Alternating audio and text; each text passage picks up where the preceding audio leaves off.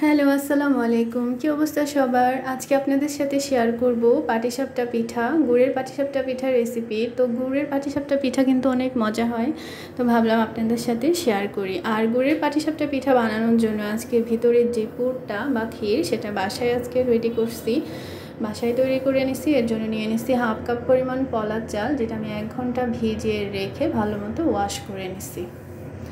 আর গোলাতে use করার জন্য এখানে আমি নিয়ে নিচ্ছি 1 কাপ পরিমাণ গুড়, আর এখানে আছে কাঠবাদাম, কিশমিশ। এটা চাইলে স্কিপ করতে পারেন, কিন্তু দিলে অনেক মজা হয়। আর এখানে আছে 1/3 কাপ নারকেল ভরে ভরে, আর এটা হচ্ছে চাল। তো চালটা প্রথমে আমি ব্লেন্ড করে নেব।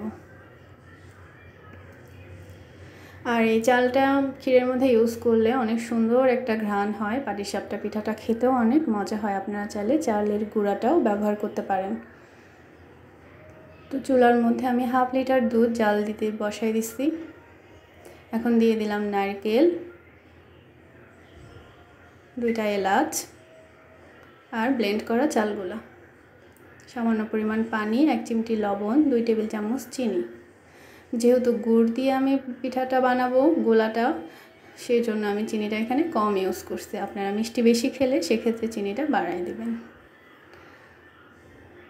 তো এটা অনবরত নাড়বো, নিচে যেন লেগে না যায়, এটা খেয়াল রাখবেন। আর এখন আমি গোলাটা রেডি করার জন্য এখানে 1 কাপ পরিমাণ নিয়ে নিচ্ছি চালের গুঁড়া, 1 কাপ পরিমাণ ময়দা, সামান্য লবণ, পরে আবার একটুখানি অ্যাড করছি ময়দা চালের গুঁড়া। আর এই যে আমার ক্ষীরের ঘনত্বটা এরকম হয়েছে। আর ওই যে গুড়গুলা দেখছেন, এগুলো আমি জাল করে এই যে ছেঁকে নিলাম। দেখছেন অনেক ময়লা থাকে কিন্তু গুড়ে, এই জন্যই আমি জাল দিয়ে ছেঁকে নিচ্ছি, যাতে ময়লাটা পিঠার মধ্যে না যায়। তো এবার ভালো করে মিক্স করে আমি একটা পাতলা ব্যাটার তৈরি করে নেব। যে ঘনত্বটা এরকম হবে। তো পরে আবার একটু পানি অ্যাড করছি, আর এখন আমি পিঠাটা তৈরি করে নেব। পুর দিয়ে দিলাম, একটু বেশি পরিমাণ দিছি, যেহেতু বাসায় বানাবো একটু বেশি পুর দিলে একটু খেতে বেশি মজা হবে। তো রেডি হয়ে গেল আমার একটা পিঠা।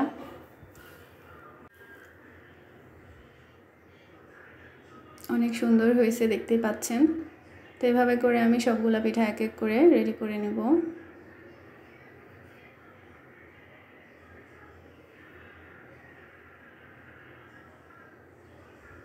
তো রেডি হয়ে গেল আমার পিঠা। তো আমার পাটিসাপটা পিঠার রেসিপি আজকে কেমন লাগছে জানাবেন।